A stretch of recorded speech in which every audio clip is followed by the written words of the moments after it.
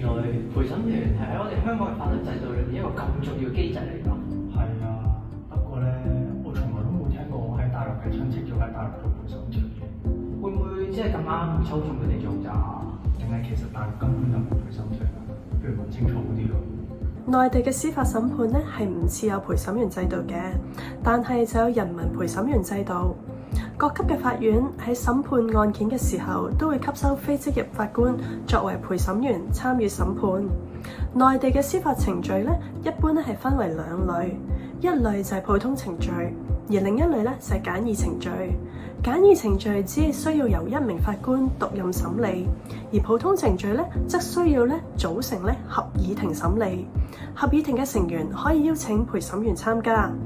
陪審員嘅職責包括閱卷、庭審、合議同埋表決。佢哋仲參與各類案件嘅調解工作，促進雙方當事人化解糾紛。